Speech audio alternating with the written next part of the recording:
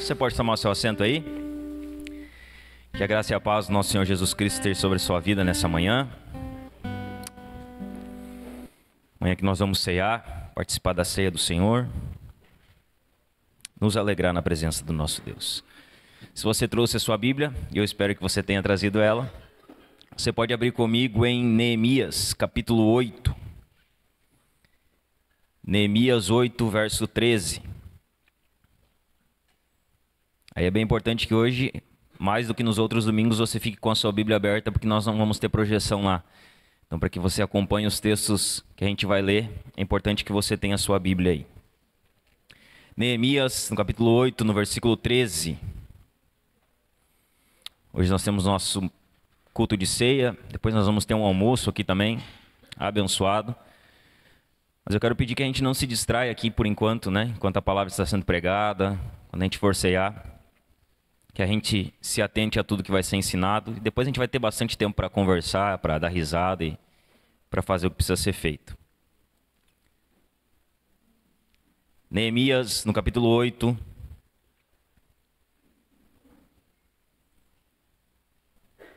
No versículo 13 em diante. Tá frio, né? Veio frio, faz parte, né? Neemias 8:13, amém? Todos encontraram? Acompanhe a leitura comigo então. Diz assim: No dia seguinte, os chefes das famílias de todo o povo, os sacerdotes e os levitas se reuniram com Esdras, o sacerdote, para estudarem as palavras da lei. Acharam escrito na lei que o Senhor havia ordenado por meio de Moisés, que os filhos de Israel deveriam morar em cabanas durante a festa do 7º mês.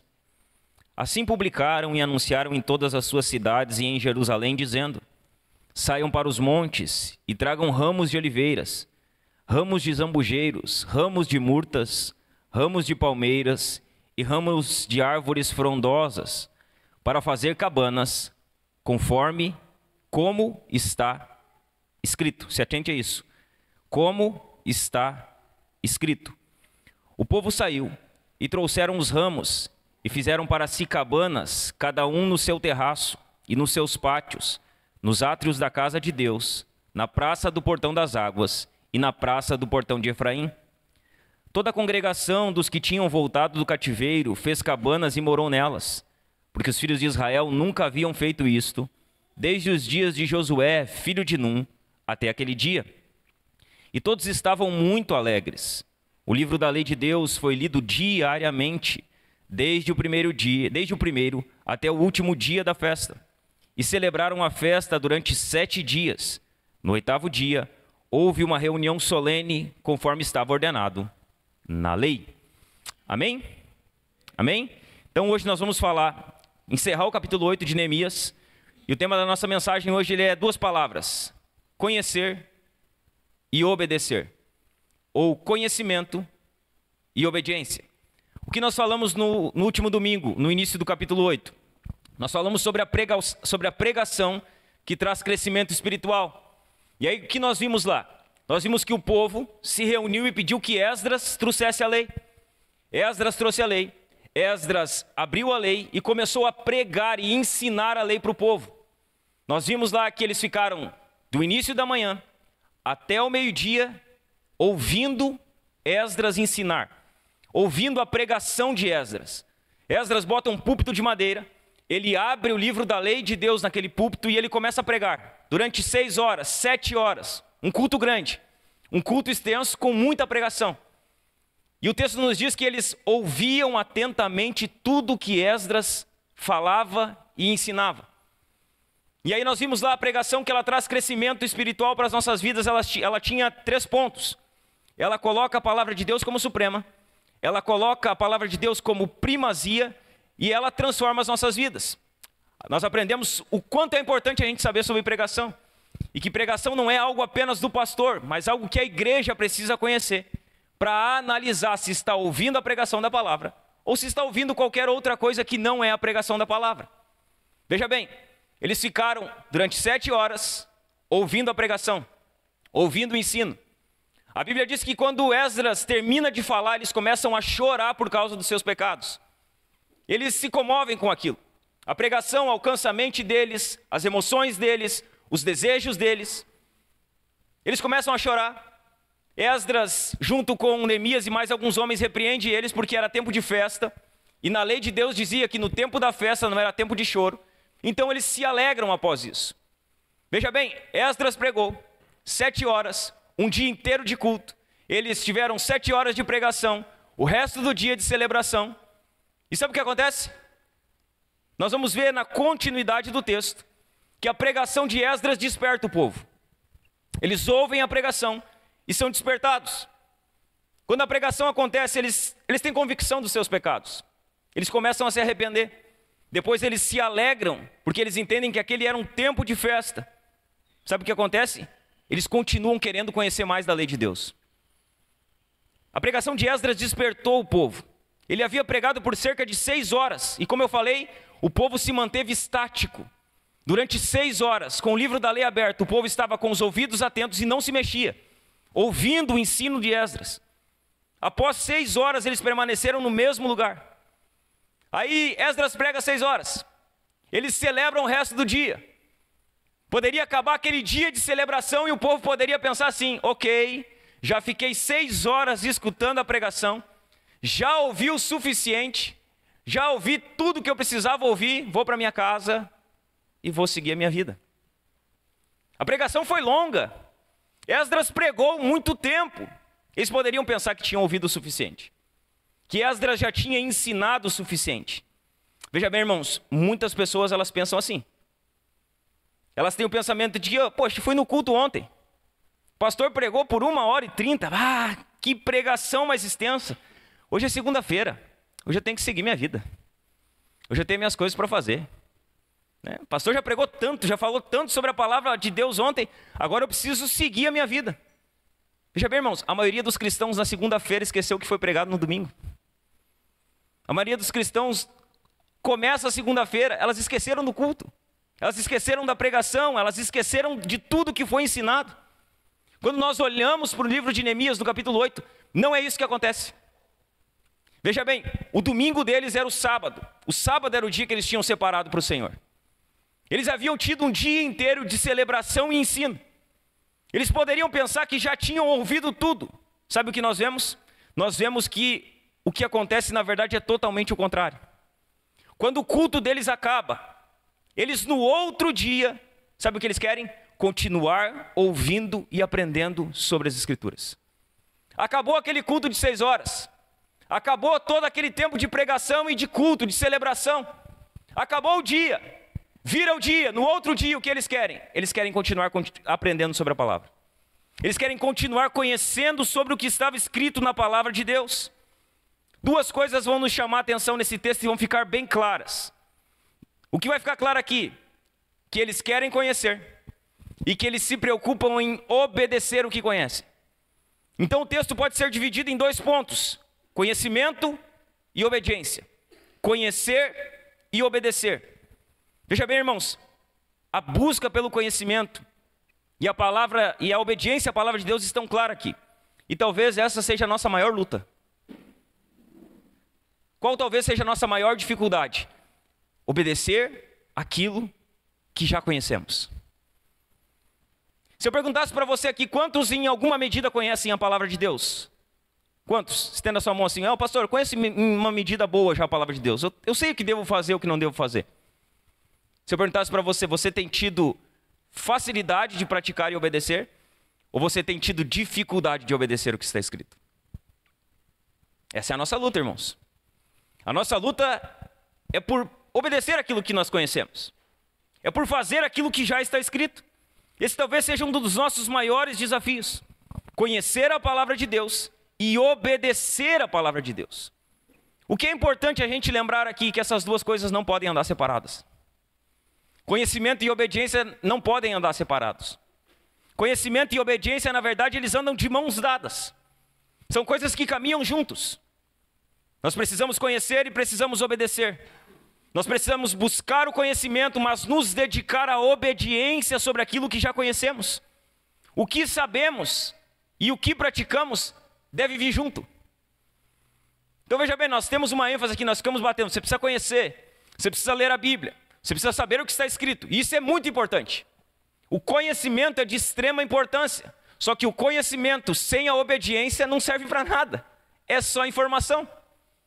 Não muda a nossa vida, não muda os nossos hábitos, não muda as nossas atitudes. Então o que nós vamos ver aqui? Conhecimento e obediência. Começando pelo conhecimento. O que fica claro aqui no texto que nós lemos? Logo no versículo 13, que os líderes queriam aprender mais. Olha o que diz o verso 13. No dia seguinte, depois de ouvirem 6 horas de pregação, depois de um dia de celebração, no dia seguinte, os chefes das famílias de todo o povo, os sacerdotes e os levitas, se reuniram com Esdras, o sacerdote, para estudarem as palavras da lei. No dia seguinte, o culto tinha acabado. Qual a preocupação deles? Nós precisamos nos reunir com Esdras, que era o escriba, que era o conhecedor, que era o teólogo, que era quem detinha o conhecimento. E a preocupação deles, nós precisamos sentar com Esdras, para que a gente aprenda sobre a lei do Senhor, para que a gente compreenda o que está escrito. Eu não falei domingo passado, mas vale lembrar aqui, que eles estavam há 141 anos sem culto. Eles estavam há 141 anos sem cultuar a Deus em Jerusalém. Depois que eles ouvem a pregação de Esdras, qual a preocupação deles? Eles queriam aprender mais. Então no outro dia o que eles querem? Eles querem Esdras, eles querem a palavra, eles querem conhecer a lei. Aqueles homens, eles querem o conhecimento. Eles buscam o conhecimento, eles queriam saber como viver corretamente para agradar a Deus.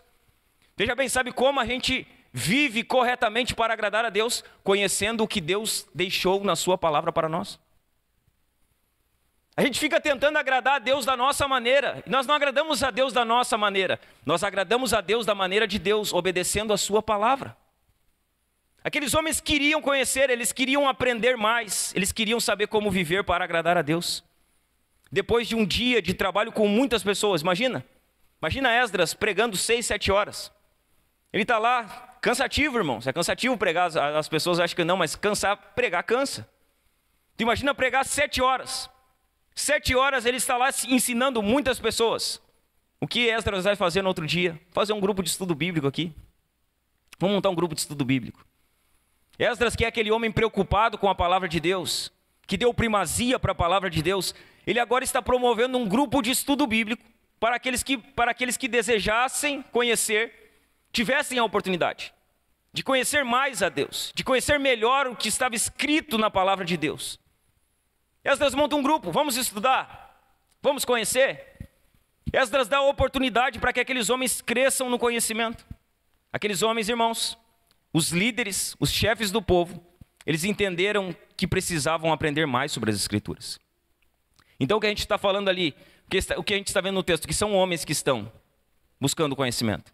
E que esses homens são aqueles que lideram o povo.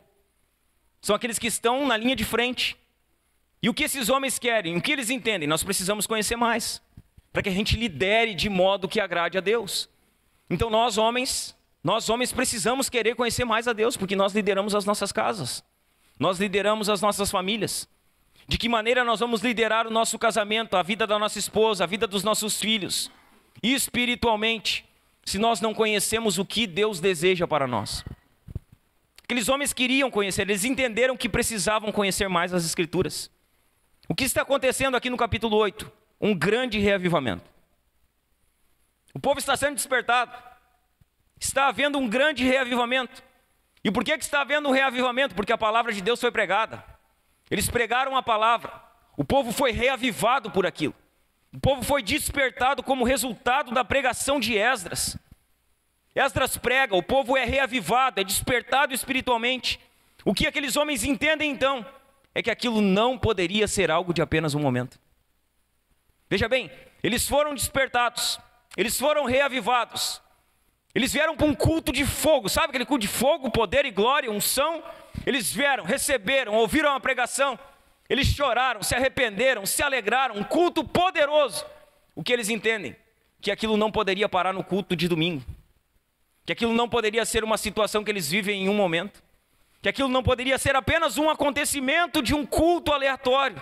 Eles entenderam que aquilo ali deveria ser a realidade diária da vida deles.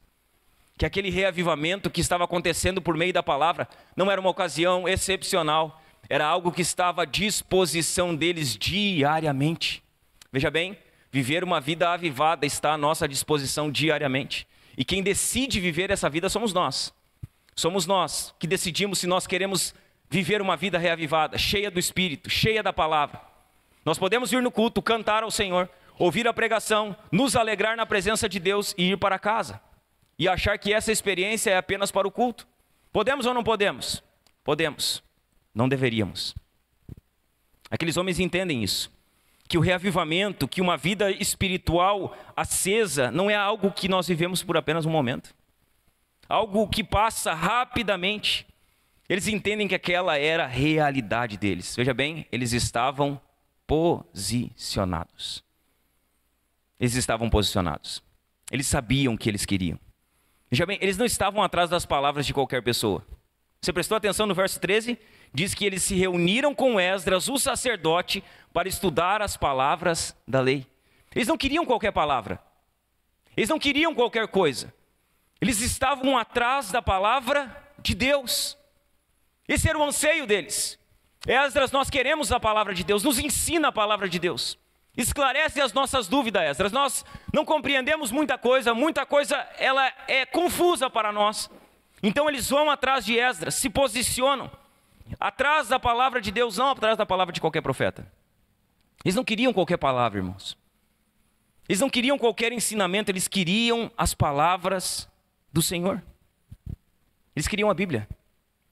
É isso que eles estão dizendo para Esdras. Esdras, nós queremos as Escrituras, nos ensina ela. Veja bem, muitas vezes a gente quer, irmãos, direção para as nossas vidas. A gente quer saber como tomar decisões. E aí a gente tem uma decisão na nossa mente, que é a nossa decisão particular. E nós queremos uma segunda opinião. E geralmente a nossa segunda opinião, ela não vem de onde deveria ser, porque na verdade ela não deveria ser a segunda, ela deveria ser a primeira. Então tem muita gente buscando direção fora da palavra de Deus. E direção fora da palavra de Deus, irmão, vai dar problema. Nós queremos muitas vezes uma segunda opinião. Nós ouvimos A, ouvimos B, ouvimos C, mas não ouvimos a palavra. Quando nós deveríamos ir para a palavra, saber o que Deus está falando na sua palavra. Qual a direção? Pastor, o meu casamento, o que Deus fala sobre casamento na palavra? Pastor, os meus filhos, o que Deus fala sobre filhos na palavra? Aí nós vamos olhar a Super Nani, né? A Super Nani diz que para você criar o seu filho, você não pode fazer isso aqui. Mas o que a Bíblia diz? O que a Escritura diz? Não, mas é que eu ouvi um influencer que não sei o que barará. Tá, mas e a Bíblia? E a Bíblia que deveria ser a nossa fonte de instrução? E a Bíblia que deveria ser a nossa fonte de direção? Muitas vezes nós queremos direção, procuramos em todos os lugares, menos na palavra de Deus, menos nas Escrituras. Muitas vezes os crentes, irmãos, eles estão atrás de uma palavra para dirigir a sua vida. Eles querem uma palavra. Eu quero uma palavra de Deus para dirigir a minha vida. E eles se esquecem que a Escritura, a Bíblia, é a nossa única regra de fé e prática. Veja bem, o que nós precisamos fazer está escrito na Bíblia. O que nós não podemos fazer está escrito na Bíblia. Sobre casamento está escrito na Bíblia. Sobre filhos está escrito na Bíblia. Sobre uma vida de piedade está escrito na Bíblia. O que nós precisamos está na palavra. Está na Escritura. Veja bem, o que você precisa para dirigir a sua vida está na sua mão aí agora. Está ao seu alcance. Se você abrir essa palavra, estudar essa palavra, conhecer essa palavra, você vai ser direcionado por essa palavra. Você vai ser conduzido por ela. A Bíblia é a nossa fonte, a nossa regra de fé e prática. Nós não podemos esquecer disso. Não podemos nos esquecer, irmãos, que aqui está o nosso manual, que aqui está a nossa regra de fé e prática, que aqui diz o que podemos e o que não podemos. Está ao nosso alcance, está acessível a nós. Aqueles homens vão e eles entendem, nós precisamos conhecer mais. Nós precisamos entender mais as palavras do Senhor. Você entende isso? Você que está aqui hoje, você entende isso? Você entende o que aqueles homens entenderam? Que você precisa conhecer mais a palavra de Deus? Que você precisa conhecer mais as Escrituras? Você entende? Aqueles homens entenderam que eles precisavam se aprofundar. Você entende isso? Que você não pode ter um conhecimento raso a respeito de quem Deus é, a respeito do que a palavra de Deus diz. Isso está claro para você? Isso está nítido para você? Deixa eu fazer uma pergunta para você. Não te incomoda? Sabe, não te incomoda quando alguém chega para você e faz uma pergunta a respeito da Bíblia e você não sabe responder ela? Não te incomoda? Quando alguém se aproxima de você e pergunta, tá, mas a Bíblia fala sobre isso aqui, o que significa isso aqui? Não te incomoda não ter a resposta? Pastor, eu tenho que ter a resposta para tudo? Claro que não, não estou dizendo isso. Só que nós temos que ter a resposta pelo menos para as perguntas básicas. Não te incomoda, irmão? Quando um ímpio, alguém que não conhece, alguém que está desviado, se aproxima de você e começa a fazer perguntas das Escrituras e você não tem o conhecimento para trazer clareza para ele. Isso não incomoda você? Não inquieta você? Você não se incomoda com isso? Ou isso incomoda você? Ou quando alguém... Irmão, eu gosto de gente curiosa, porque gente curiosa me faz estudar. Gente curiosa me faz ter que ir atrás do entendimento, do conhecimento. Então gente curiosa começa a fazer um monte de pergunta, e sabe o que eu tenho que fazer? Eu sei que eu preciso conhecer mais, porque tem pessoas que precisam compreender melhor as Escrituras. Incomoda você não conhecer? Incomoda você não conseguir trazer clareza para aqueles que têm dúvida? Você tem estado atrás das palavras contidas na Bíblia? Você tem corrido atrás delas? Você tem buscado elas, conhecer elas? Ou você está correndo atrás das palavras do influenciador? Não, vi um curso lá sobre casamento daquele cara lá, mas ele é crente? Não, mas ele é muito legal. Vou usar o curso dele para me dirigir minha vida. Vai dar PT. Vai dar problema. Não, mas é que dá certo. Dá certo, mas não é o evangelho. Dá certo, mas não é a palavra de Deus. Dá certo, mas não é o que guia as nossas vidas. Quando aqueles homens estudam, olhe isso. Eles vão a Esdras e o que eles querem? Eles querem conhecer a Escritura com mais clareza. Aí eles chegam em Esdras, eles montam um grupo de estudo bíblico. E quando eles começam a estudar a Escritura, eles descobrem uma coisa que eles não sabiam e que estava esquecida. Eles descobrem uma ordem que Deus havia dado a Moisés sobre a festa das cabanas, a festa dos tabernáculos. Então eles estão lá, começam a estudar. E aí o texto vai dizer, no verso 14 assim: acharam escrito na lei que o Senhor havia ordenado por meio de Moisés que os filhos de Israel deveriam morar em cabanas durante a festa do 7º mês. Eles acham isso na Escritura. Eles estão lá estudando e daqui a pouco eles acham algo que não estava sendo feito. Eles acham uma ordem que Deus havia dado a Moisés. E olha que bacana isso, irmãos. Olha que bacana, preste atenção aqui no que eu vou falar para você. É muito bom quando você começa a estudar a Bíblia e descobre coisas que Deus falou, ensinou e ordenou. Não é bom? Você começa a ler a Bíblia, aí você começa a estudar. Aí daqui a pouco os seus olhos se abrem para um assunto que eles estiveram fechados por 10 anos. E você descobre aquilo. Você entende aquilo. Você entende que Deus falou aquilo na sua palavra e você diz, poxa vida, já passei 10 vezes nesse texto e agora que eu fui compreender isso aqui. Já aconteceu isso com você? Isso é muito bacana, irmão. Sabe, você está lá se dedicando, estudando, meditando, fazendo o seu devocional. E aí você descobre coisas que Deus falou, coisas que Deus ensinou, coisas que Deus ordenou. Eles descobriram que tinha uma ordem, que eles tinham que festejar uma festa, fazer uma festa, construir cabanas e ficar dentro daquelas cabanas durante 7 dias, celebrando. Agora, pasmem. Sabe aonde estava escrito isso? No livro, talvez, que você não gosta de ler. Levítico. Sabe o Levítico, aquele que você diz? É só sacrifício, mata o pombo, mata a pomba, mata o cordeiro. Nananã. Aí chega em Levítico, você pula o Levítico e diz assim, Levítico é muito chato de ler. E aí você pula o Levítico. E aí sabe o que acontece? Essa ordem estava em Levítico. A ordem de Deus para festejar a festa das cabanas estava no livro de Levítico, no capítulo 23. A ordenança de Deus lá sobre as festas. Eles leem a Bíblia, eles leem o livro de Levítico. E justamente no livro de Levítico, que muitos de nós não damos muita importância, havia algo importante. Por isso, irmãos, que é importante nós lermos toda a Bíblia. Por isso nós já vimos isso, estamos vendo isso durante o tempo aqui. Nós estamos vendo que genealogia é importante, que a gente precisa ler ela. Nós estamos vendo que os livros difíceis e teoricamente chatos de se lerem, eles têm informações e ordens importantes para nós.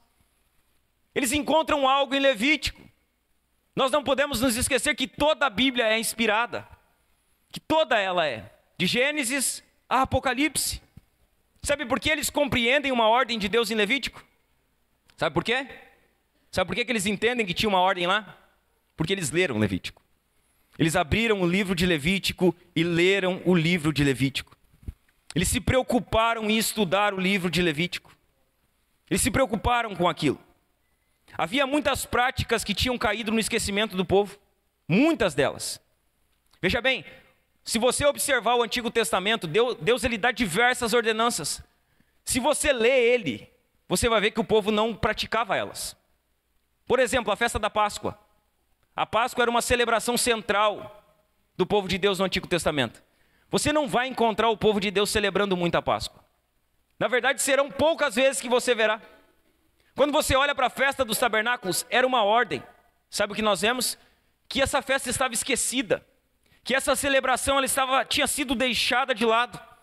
Muitas dessas festas, dessas ordens tinham caído no esquecimento do povo. Você prestou atenção no texto? No versículo 17 diz que desde Josué a festa não era celebrada. Desde os dias de Josué, ela não era celebrada com fidelidade ao que estava escrito. Tá, pastor, o que isso tem a ver tudo? São cerca de 800 a 1000 anos que eles não celebravam a festa. Que a prática tinha sido deixada de lado. Desde os dias de Moisés, até os dias que eles estão reconstruindo as muralhas, entre 800 anos e 1000 anos que aquela festa não era celebrada pelo povo com tanta fidelidade à palavra de Deus. Estava esquecida, havia sido deixada de lado. O que aqueles homens fazem? Eles voltam à palavra de Deus. E eles entendem que precisam ter as suas vidas governadas pela palavra de Deus. Então eles começam a estudar. Eles compreendem, olha, Deus deu uma ordem. Tem uma celebração aqui que desde Moisés ela não é celebrada com fidelidade. São 800 anos que nós não estamos obedecendo a palavra. São 800 anos que a palavra de Deus não governa a nossa vida. O que eles fazem? Eles entendem que as suas vidas precisam ser governadas pela palavra de Deus. Eles entendem. Eles entendem que eles não governam as suas vidas aleatoriamente. Que o governo das suas vidas ele precisa estar fundamentado nas Escrituras. O que eles fazem? Se tornam submissos à palavra. Eles se tornam submissos ao que está escrito. Qual que é a preocupação deles? A preocupação deles está lá no fim do verso 15. Olha o que vai dizer o verso 15. Assim, publicaram e anunciaram em todas as suas cidades e em Jerusalém, dizendo: saiam para os montes e tragam ramos de oliveiras, ramos de zambujeiros, ramos de murtas, ramos de palmeiras e ramos de árvores frondosas. Preste atenção no final. Para fazer cabanas, como está escrito. Qual é a preocupação deles? Fazer tudo como está escrito. Essa é a preocupação. Eles não se preocuparam com mais nada. Eles se preocuparam em obedecer aquilo que está escrito. Veja bem, irmãos, o hino do céu é como está escrito. Como a igreja deve andar? Como está escrito. Como um crente deve viver? Como está escrito. No que devemos crer? No que está escrito. A preocupação daqueles homens qual é? Como está escrito nós devemos fazer. Se está escrito que nós devemos pegar plantas, árvores, ramos, construir tendas, fazer tendas, sair das nossas casas e celebrar, nós vamos fazer como está escrito. O hino do céu é como está escrito, só que o inferno também tem um hino. E sabe qual é o hino do inferno? Eu acho que não é bem assim. Eu penso que não deve ser desse jeito. O hino do inferno é eu acho, eu penso. Não, eu acho que não é bem desse jeito que o pastor está pregando. Se o pastor está pregando a Bíblia, então você está achando errado. O hino do inferno é eu acho, eu penso, eu não creio desse jeito, eu não entendo dessa forma. O hino do céu é, está escrito. Como está escrito.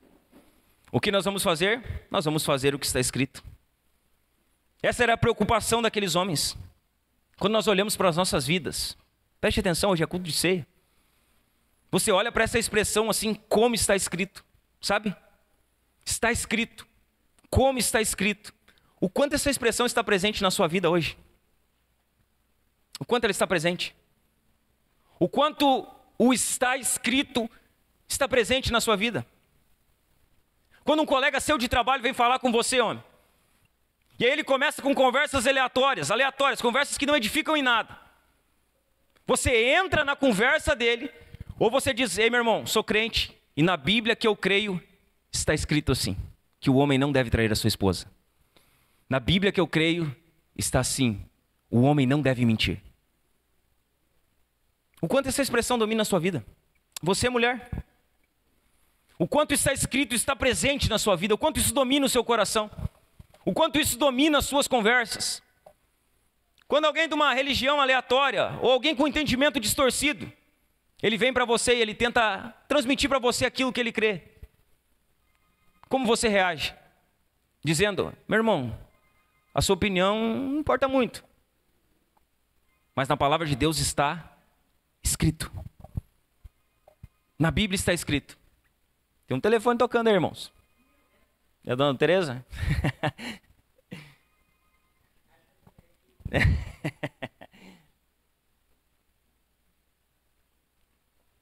Amém? O quanto está escrito tem dominado a sua vida? O quanto isso domina as suas conversas? O quanto nas suas conversas você diz o que a Bíblia diz é isso? O quanto? Meu irmão, o que a Bíblia diz é isso. Não, mas é que lá na minha igreja, mas a Bíblia diz isso, meu irmão. É isso aqui que ela diz. O quanto está escrito domina a sua vida, o quanto isso está presente na sua vida. Você se importa com o que está escrito? Você se importa com aquilo que está escrito? Se importa com o que a Bíblia diz? Você se importa com o que a palavra de Deus diz? Quanto da Escritura você conhece? Quanto da palavra de Deus você conhece? Faço outra pergunta para você. Como você vai obedecer a Deus se você não conhecer qual que é a vontade de Deus para a sua vida? Como? Nós queremos obedecer a Deus, mas nós precisamos saber o que Deus quer de nós. E o que Deus quer de nós está revelado na sua palavra. Como nós vamos obedecer o Senhor? Como nós vamos obedecer o Senhor? Porque muita gente diz assim: eu quero fazer a vontade de Deus. Você sabe qual é a vontade de Deus para a sua vida? A vontade de Deus está na palavra. Se nós queremos fazer a vontade de Deus, nós precisamos conhecer a palavra. Se nós queremos obedecer a Deus, nós precisamos conhecer a Escritura. A palavra de Deus, irmãos, ela deve guiar as nossas vidas. Ela deve guiar as nossas decisões. A palavra de Deus, ela deve guiar a nossa igreja. Ela deve guiar as nossas famílias. Se você é um empresário, alguém que empreende, a palavra de Deus precisa governar os seus empreendimentos, os seus negócios. A palavra de Deus precisa governar quem nós somos. Só que para isso, irmãos, para que isso aconteça de fato, nós precisamos de conhecimento das Escrituras. Para que a gente seja governado pela palavra, para que a gente obedeça a Deus como Ele deseja ser obedecido, nós precisamos conhecer as Escrituras. O conhecimento, ele é de extrema importância. Segunda coisa que nós vemos no texto é que, além do conhecimento, a obediência é extremamente necessária. Então veja bem, conhecer é extremamente importante, mas obedecer anda em pé de igualdade. Nós precisamos obedecer a Deus. O povo, ele entende que a festa precisava ser comemorada, que desde os dias de Josué não havia festa. Eles compreendem o que está escrito. Qual o passo que eles dão? Eles obedecem. Eles vão para a prática. Eles vão aplicar a palavra. A resposta do povo para o chamado daqueles que haviam compreendido as Escrituras foi obediência. Olha o que diz os versos 16 e 17. O povo saiu e trouxeram os ramos e fizeram para si cabanas, cada um no seu terraço e nos seus pátios, nos átrios da casa de Deus, na praça do portão das águas e na praça do portão de Efraim. Toda a congregação dos que tinham voltado do cativeiro fez cabanas e morou nelas, porque os filhos de Israel nunca haviam feito isto, desde os dias de Josué, filho de Num, até aquele dia. e todos estavam muito alegres. Então eles compreendem que a festa não estava sendo observada com fidelidade. Não quer dizer que não tinha festa. Existia festa, só que a festa não estava sendo celebrada como Deus queria. Então eles compreendem, e o que eles fazem? Eles obedecem. Eles vão, constroem cabanas, eles vão, seguem tudo aquilo que Deus havia ordenado para a festa. Diz que eles se alegram. Diz que depois daqueles dias que Josué não havia celebrado com excelência e como deveria ser, eles fazem. Eles compreendem e obedecem. O povo, irmãos, ele começou a fazer aquilo que havia aprendido. Eles aprenderam. E aí eles foram lá e prática. Eles foram lá e vamos fazer. Eles compreenderam e obedeceram. Porque não basta apenas saber. Não basta. A gente precisa fazer. Conhecimento, muito bom. Conheça tudo que você puder. Mas nós precisamos entender que quanto mais conhecemos, mais vamos precisar obedecer. Que quanto mais entendemos, mais vamos ter que praticar. Veja bem, não basta apenas conhecer. Não basta apenas saber o que a Bíblia diz. Não basta apenas conhecer os versículos de cabeça. É preciso fazer. Deixa eu falar algo para você. Conhecer por conhecer é vaidade. Às vezes a gente fala tanto de conhecimento e a gente começa a buscar o conhecimento. A pergunta é, para que queremos conhecer? Conhecer é importante, mas para quê? Você quer conhecer apenas para conhecer? Você quer conhecer apenas para debater? Ou você quer conhecer para viver? Para praticar? Para que a sua vida seja transformada? Conhecer por conhecer é vaidade, irmãos. Todo o conhecimento que possuímos e buscamos da palavra de Deus, ele precisa desembocar na prática. Ele precisa acabar em prática. Então precisamos nos aprofundar. Falamos sobre teologia semana passada aqui, sobre pregação, sobre analisar uma pregação, sobre conhecer. E isso é extremamente importante. Só que isso precisa desembocar na prática. Isso precisa se tornar algo real na nossa vida. Isso precisa sair do campo da mente e descer para o campo do coração. Porque senão é só intelecto. Senão é só ortodoxia. Se lembra que eu falei semana passada? 4 perigos que atacam o ensino das escrituras na igreja hoje. Nós falamos do terceiro, ortodoxia morta. O que é ortodoxia morta? É o conhecimento estéril. É conhecer e não fazer. Conhecer e não praticar. É ser um teólogo na mente, mas um ateu na prática. Sabe, tem pessoas que elas são teólogas, elas conhecem tudo, elas explicam a doutrina, elas pregam para você. Elas têm uma capacidade de absorção e de explicação extraordinária. Só que a vida passa longe da teologia. A vida passa longe da escritura. A vida passa longe da palavra. Nós não podemos ter uma ortodoxia morta, irmãos. Porque como falamos, se nós conhecemos e não praticamos, nós esvaziamos a autoridade da palavra de Deus. Nós cremos que a palavra de Deus tem toda a autoridade sobre as nossas vidas. Só que se nós não praticamos, nós estamos negando isso na prática. E aí nós somos ateus no intelecto. Nós somos teólogos no intelecto, mas ateus na prática. Vivemos um ateísmo prático. Nosso conhecimento ele não pode ser estéril, irmãos. Infrutífero, morto.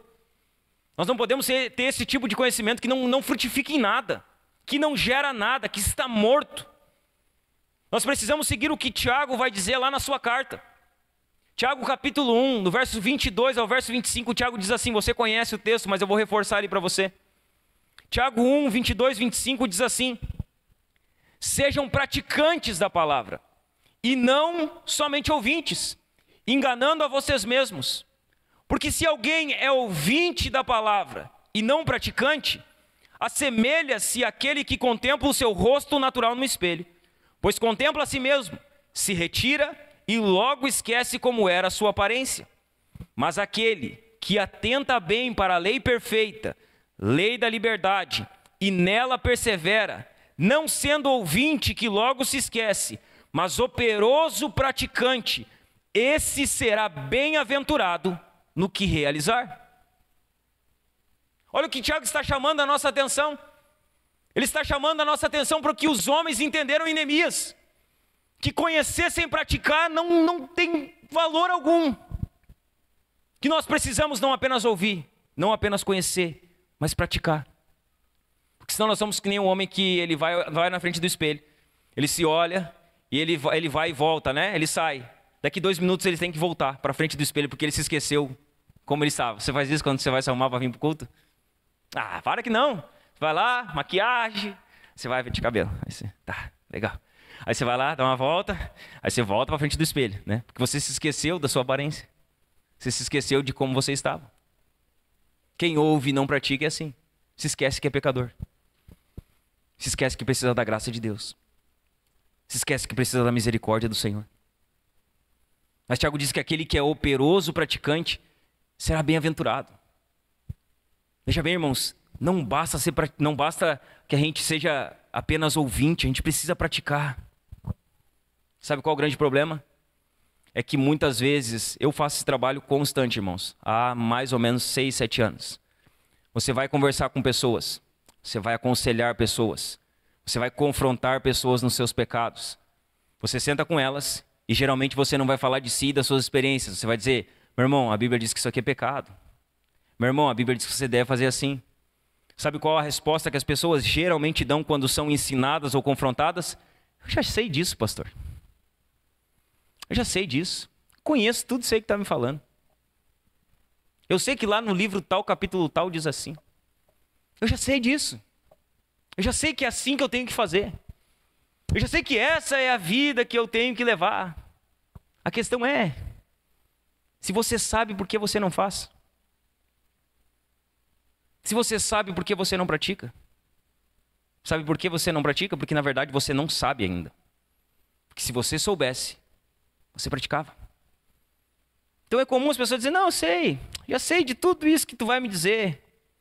É tipo assim, você sabe que precisa ler a Bíblia, mas não lê. Então você não sabe que precisa ler a Bíblia. Ou você não compreendeu isso ainda.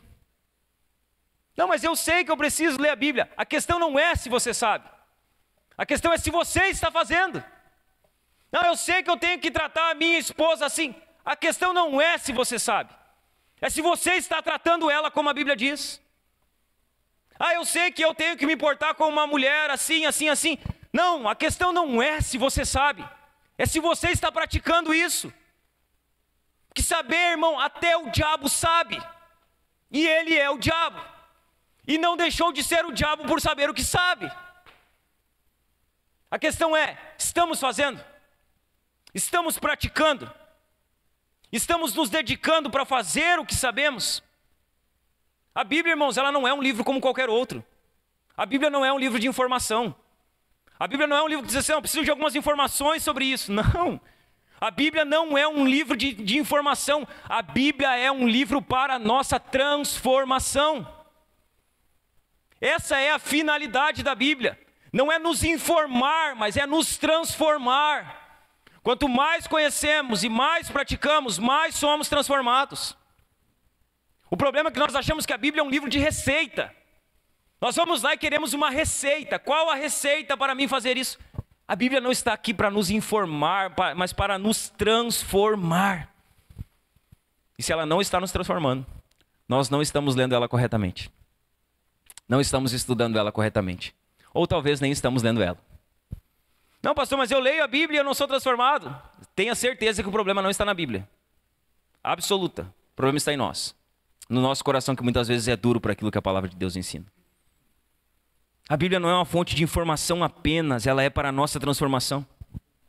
Aqueles homens, eles ouvem o ensino, eles compreendem, e sabe o que a Bíblia faz na vida deles? A Bíblia mexeu com a rotina deles. A Bíblia mudou a rotina daqueles homens. Eles entenderam aquilo que Deus exigia, era algo que eles deveriam priorizar. Veja bem, eles compreendem o ensino, eles praticam o ensino. E por que eles praticam? Porque a Bíblia, ela mexe com a rotina deles. Eles entendem, olha, celebrar a festa dos tabernáculos é uma prioridade para Deus. Então nós vamos mudar toda a nossa rotina para priorizar o que Deus prioriza. A Bíblia mexe com a rotina do povo. Eles entendem que aquilo que Deus exigia era algo que deveria ser priorizado. Veja bem, a rotina deles foi transformada pelo conhecimento da Escritura. A Bíblia mexeu com a rotina deles. A Bíblia mexeu com as prioridades deles. Quando foi a última vez que isso aconteceu na sua vida? Quando foi a última vez que a Bíblia mexeu com as suas prioridades? Quando foi a última vez que a Bíblia mexeu com a sua rotina? Que fez com que você deixasse de fazer o que você estava fazendo para fazer aquilo que Deus deseja que você faça? Quando foi? A última vez que a Bíblia mexeu nas suas prioridades, mexeu naquilo que era importante para você, que ela alterou a sua rotina? Quando foi a última vez que isso aconteceu? Resgate aí. Quando foi a última vez que você deixou de fazer o que estava fazendo para fazer o que a Bíblia ordena? Quando foi? Você está fazendo algo, só que a Bíblia está ordenando outra coisa. Quando foi a última vez que você deixou de fazer o que você estava fazendo para fazer o que a Bíblia ordena? Quando foi a última vez que ela mexeu com a sua rotina? Mexeu com as suas prioridades? Mexeu com os seus hábitos? Quando foi a última vez que isso aconteceu? A Bíblia, ela mexe com a rotina daqueles homens. Eles mudam as suas prioridades. Imagina que coisa de louco, né? Depois de 100, de 800 mil anos, eles entendem que agora eles têm que parar a vida deles, construir cabana. Imagina, vamos fazer a festa das cabanas na igreja. Você vai parar a sua vida. Você vai ficar 7 dias dentro de cabana. Você não vai sair, você não vai fazer nada. É celebração. Isso ficou de louco. Só que eles entenderam que isso era o que Deus priorizava. Que era isso que Deus estava ordenando. E que era isso que eles deveriam fazer. Aquele povo ajustou a vida deles à palavra. Eles compreenderam a palavra, ajustaram as suas vidas à palavra e obedeceram aquilo que estava escrito. Nós olhamos isso aqui, irmãos, e para nós pode parecer assim meio aleatório. Festa cabana, fazer barraca dentro da igreja, né? Não vamos fazer isso, irmão, né? Não vamos fazer isso. Mas pode parecer um negócio meio aleatório. Né? Tipo assim, 800 anos, 1000 anos, festa dos tabernáculos. Só que o que está acontecendo ali é algo extraordinário, irmão. É algo poderoso que está acontecendo ali. São 1000 anos que aquela festa não acontecia. São 1000 anos que não era realizado aquilo com fidelidade a Deus. 1000 anos. 1000 anos, irmãos. Veja bem, o povo decidiu que obedecer era importante naquele momento. Eles se colocam em obediência. Ele decide obedecer aquilo que estava escrito na palavra de Deus. Eles decidiram. E veja bem, olhe para mim. Sempre que o povo de Deus decide obedecer o que está escrito na palavra de Deus, a alegria de Deus vem sobre o povo de Deus. Então o povo está lá. Eles compreendem, eles obedecem. E de que maneira eles se portam? Eles se alegram. Veja bem, eles estão 7 dias trancados, celebrando. E olha o que diz lá no fim do verso 17. E todos estavam muito alegres. Eles estavam alegres por aquilo que estava acontecendo. Eles estavam alegres por aquilo que estava fazendo. Veja bem, obediência sempre traz alegria. Todas as vezes que você obedecer a Deus, o que virá sobre a sua vida é a alegria da parte de Deus. Isso já havia acontecido no verso 10. A alegria do Senhor era a força deles. Agora, de novo, eles estão se alegrando por conta da obediência. Todas as vezes que o povo de Deus obedece o que está escrito na palavra de Deus, a alegria de Deus vem sobre o seu povo. O povo se alegra. Sabe o que nós vemos, irmãos? Que o mundo está atrás da alegria. O que as pessoas querem aí fora? Elas querem alegria. Eles estão correndo atrás da alegria. Pastor, o que é alegria verdadeira? A verdadeira alegria é resultado da obediência à palavra de Deus. Veja bem, sabe quando você vai desfrutar de verdadeira alegria? Quando você obedecer o que está escrito na palavra de Deus, irmão. O resto não é alegria.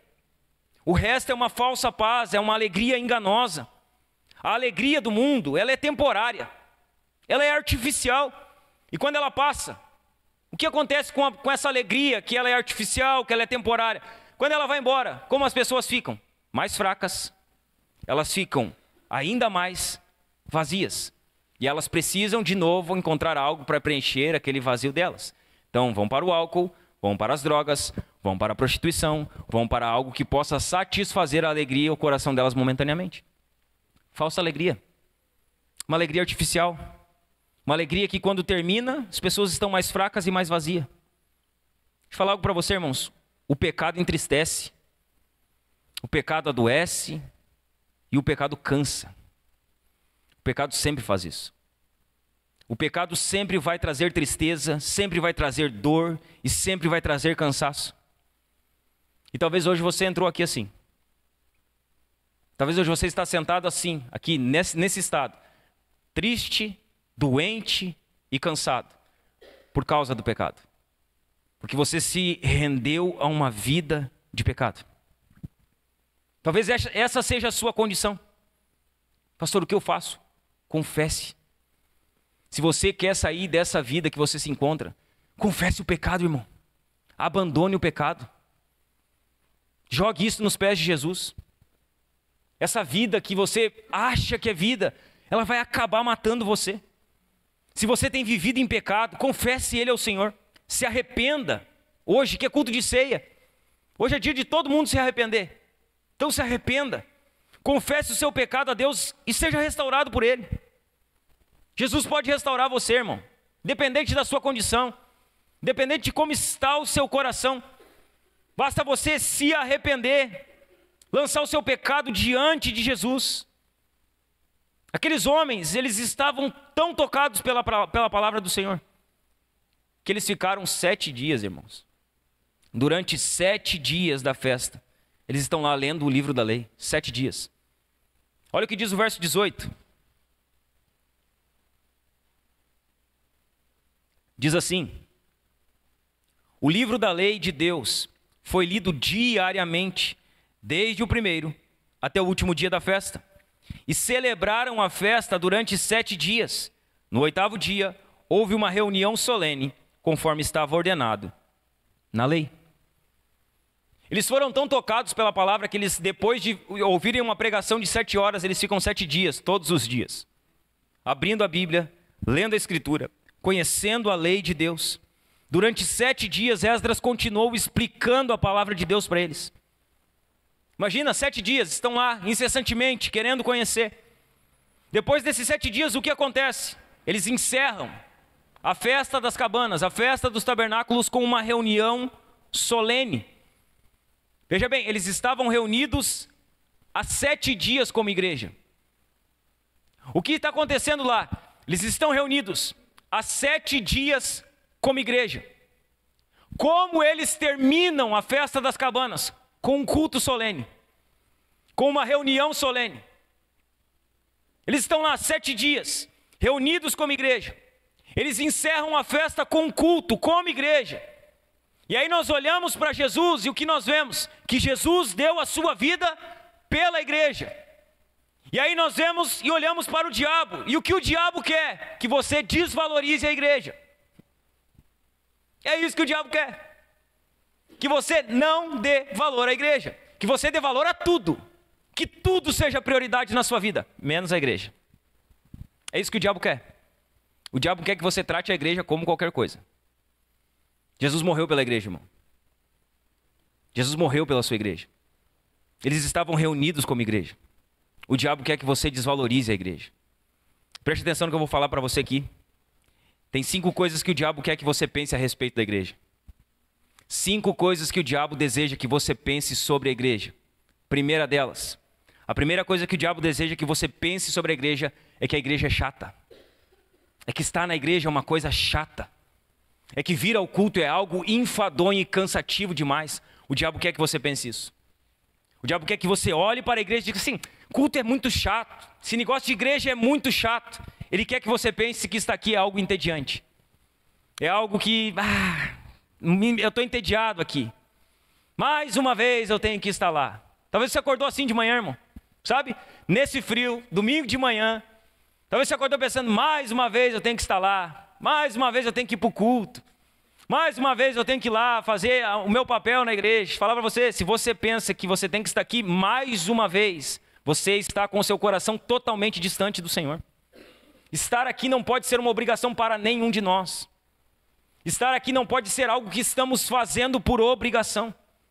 Isso aqui deveria ser motivo de alegria para nós. Como estava o povo? O povo estava muito alegre. Eles estavam alegres de estar reunidos. Veja bem, estar aqui não pode ser um peso para nós, irmãos. Não, mas a igreja é muito chata. Toda vez que você ouvir isso, tenha certeza. Se você tem ouvido isso, saiba que é o diabo falando no seu ouvido. É o diabo. Ele quer que você pense isso. Ele quer que você pense que a igreja é chata. Ele está sussurrando isso no seu ouvido. Irmão, nós temos que estar aqui alegre. Sabe, hoje é dia de ceia. Hoje é dia de alegria. Nós estávamos aqui cantando uma exaltação no começo do culto, irmão. Nós temos que bater palma para Jesus, irmão. Nós temos que abrir a nossa voz e cantar para Jesus com alegria. Sabe, nós estamos aqui, irmão. Às vezes nós estamos olhando um jogo de futebol e nós estamos lá. Vai, chuta, pega, vai Brasil. Aí o Brasil perde ontem, né? Perdeu, são ruins demais. São ruins. Só que nós estamos lá, sabe? Participando daquilo que está acontecendo. E às vezes nós estamos no culto e não estamos participando daquilo que está acontecendo. Às vezes nós estamos na igreja e não estamos participando daquilo que está acontecendo. Nós temos que estar alegres aqui. Nós vamos cantar uma exaltação. Nós temos que bater palma aqui, irmãos. Sabe? Nós precisamos abrir a nossa voz e cantar. Que tremenda graça. Sabe? Cantar para Jesus. Cantar para o Senhor. Estar alegre, sair de casa alegre. Hoje eu vou cultuar Jesus. Hoje eu vou participar da ceia. Jesus me resgatou, por isso eu posso fazer parte do seu povo. Vou comer do pão, beber do cálice, vou ouvir o evangelho, depois a gente vai comer. Vamos comer carne, vamos comer bolo, vamos se alegrar, irmãos. A gente precisa estar aqui alegre, irmãos. Não pode ser, isso aqui não pode ser algo chato para nós. Só que o diabo quer que você pense isso. Ele quer que você pense que a igreja é chata. A segunda coisa que o diabo quer que você pense, ele quer que você pense, ele quer que você vá, que você veja a igreja como pessoas intrometidas. É isso que ele quer. O diabo quer que você veja a igreja como um bando de gente que quer se meter na sua vida. Um bando de gente intrometida. Um bando de gente que quer dar opinião para você. Ele não quer que você seja cuidado. O diabo não quer. O diabo não quer que você seja pastoreado. Veja bem, o diabo não quer que você vá no GC. Ele não quer. Ele não quer que você participe dos momentos de comunhão da igreja. Sabe o que o diabo mais deseja? Ele deseja que você viva isolado. Isso é o que o diabo mais quer. Ele quer que você se isole do congregar. Que você se isole do meio do povo de Deus. Porque veja bem, uma presa isolada é mais fácil de ser capturada, irmãos. Então ele quer que você se isole, que você se afaste, que você fique longe de tudo e de todos, que ninguém se intrometa na sua vida. Porque ele sabe que se você estiver afastado, você vai ser uma presa fácil para ele. Ele quer que você veja a igreja como um bando de gente intrometida. É isso que ele quer. Ele vai dizer para você, se isole. Fica no meio desse povo aí. Você não tem que fazer parte dessa gente aí. Essa gente aí só quer saber da tua vida. Terceira coisa que o diabo quer que você pense a respeito da igreja. Ele quer que você pense que na igreja só tem gente hipócrita. A igreja está cheia de gente hipócrita. Bem-vindo ao time. Bem-vindo ao time. Chega junto. Em ser mais um hipócrita no bando de louco de hipócrita. O diabo quer que você pense isso. Ele quer que você pense que na igreja só tem gente hipócrita. Ele quer que você oculte as suas fraquezas. Todo mundo é hipócrita, menos quem está fora da igreja, né? Quem está fora da igreja é santo. Para, irmão. Todo mundo é hipócrita, nós somos hipócritas. Hora ou outra da nossa vida nós estamos vivendo em hipocrisia. Sabe, botando uma máscara, escondendo quem nós somos. Nenhum de nós escapa disso. Nenhum de nós. Só que o diabo quer fazer parecer com que só quem está dentro da igreja é hipócrita. Não é. Todos somos hipócritas uma hora ou outra da nossa vida. Ele vai dizer para você, ele vai dizer assim para você, por que você vai para a igreja? Se lá está cheio de gente hipócrita. Ele vai falar isso para você. E sabe qual é a verdade? É que sempre tem lugar para mais um hipócrita. Sempre tem lugar para mais um. Lá está cheio de hipócrita, tem lugar para mais um, tem lugar para mais dois, tem lugar para mais 10. Pode vir, chega junto. Vamos ser hipócritas junto. Vamos ser transformados por Jesus junto também. Hora ou outra nós vamos ser hipócritas, irmãos. A grande verdade é essa. Todos nós, uma hora, somos um pouco hipócritas ou um monte. E veja bem, quando eu digo todos nós, eu me incluo nisso também. Estou tirando aqui a minha responsabilidade. Essa é a grande verdade. Todos nós, hora ou outra, vamos ser hipócritas. Quarta coisa que o diabo quer que você pense a respeito da igreja. Ele quer que você pense que a igreja só quer o seu dinheiro. Ele quer que você pense isso. Ele quer que você pense que a igreja só quer o seu dinheiro. O diabo não quer que você seja generoso. Ele não quer. Ele não quer que você seja alguém que deseja ver o avanço do reino de Deus. O que ele quer? Ele quer que você pense que o pastor quer o seu dinheiro. Por isso que ele fala de dinheiro na igreja. O diabo quer isso. Ele quer fazer com que você pense que a igreja só quer o seu dinheiro. Quinta coisa que o diabo quer que você pense. Ele quer que você pense que a igreja é descartável. Ele quer que você pense isso. A igreja é descartável. Ele não quer que você se envolva em uma igreja. Ele não quer. Ele não quer que você participe da igreja, que você sirva na igreja. Ele não quer que você esteja presente nos cultos. Ele não quer que você viva em comunhão. Ele quer fazer com que você pense que isso aqui é opcional, que você vem quando você quer, quando você acha que tem que estar aqui. Irmão, para um crente, igreja não é opcional. Para um crente, igreja não é descartável. Para um crente, a igreja é a prioridade dele, o culto ao Senhor é uma prioridade. Só que o diabo trabalha para nos fazer pensar isso. Veja bem, conhecimento e obediência precisam andar lado a lado. Lado a lado. Nós encerramos aqui com 3 lições práticas que nós aprendemos com esse texto de Neemias, encerrando o capítulo 8. 3 lições práticas que o texto deixa para nós hoje. A primeira delas, precisamos de mente e coração convertidos. Veja bem, nós precisamos de mente e coração convertidos. A nossa mente, irmãos, ela precisa estar cheia da Escritura. Sabe, saturada da Bíblia. Ela precisa estar cheia. Charles Spurgeon, eu falei domingo passado, Charles Spurgeon disse que se eles cortassem as veias de John Bunyan, que é o escritor do Peregrino, diz que das veias dele saíam versículos bíblicos, textos da Bíblia. Tamanha era a saturação que ele tinha da Escritura e o quanto ele era carregado da Bíblia. Nós precisamos ter as nossas mentes saturadas da Bíblia de tal maneira que aquilo que está aqui desça para o nosso coração. Nós precisamos de uma mente convertida, mas de um coração convertido, e o texto deixa isso claro para nós. A segunda lição prática que nós aprendemos aqui é que nós precisamos colocar em prática aquilo que conhecemos.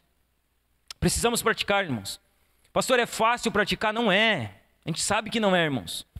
A gente sabe que tem uma luta de carne e espírito. A gente sabe que a nossa carne não quer fazer algumas coisas, que nós precisamos fazer algumas coisas. Nós sabemos que não é tão simples assim, mas nós precisamos colocar em prática aquilo que conhecemos. Não basta só saber. Precisamos praticar o que sabemos. Precisamos ir para a prática. Terceira coisa que o texto deixa claro aqui para nós é que nós precisamos nos tornar uma igreja melhor para Jesus. Nós precisamos nos tornar uma igreja melhor para Jesus.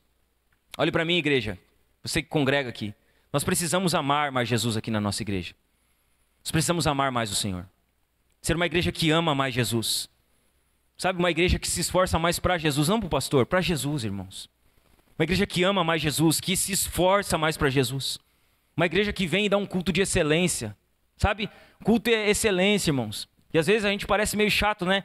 Só que eu sou chato, irmão. Chato por quê? Porque o som tem que estar bom, entendeu? A luz tem que estar boa. Não está bom aqui, está frio, cara. Está frio, né? Tinha que ter um ar-condicionado quente aqui. Tinha que ter esse ambiente aqui tinha que ter um ambiente de excelência. A nossa salinha tem que ser um ambiente de excelência, porque nós estamos aqui prestando culto para o Senhor. Sabe, nós precisamos ter esse entendimento que nós precisamos dar mais excelência para o Senhor no culto. Na nossa adoração, no momento de adorar, irmãos, nós precisamos participar disso. Sabe, estender as nossas mãos, fechar os nossos olhos, cantar para o Senhor. Sabe, os homens aqui que têm uma voz mais máscula, mais grave, nós precisamos cantar nos cultos, irmãos. Sabe, abrir as nossas bocas e cantar aqui. Prestar um culto de maior excelência para Jesus. Precisamos cantar mais, louvar mais, precisamos aprender mais. Nós precisamos ser uma igreja melhor para o Senhor. Prestar um culto melhor para Ele. Jesus é digno de tudo que nós podemos dar para Ele, irmão. De tudo. Ele é merecedor da nossa excelência em tudo que fazemos. Hoje nós vamos ceiar e olha que coisa maravilhosa. Nós vamos comer do pão, beber do cálice, relembrar a morte do Senhor que Ele venha. Jesus está aqui participando disso conosco hoje.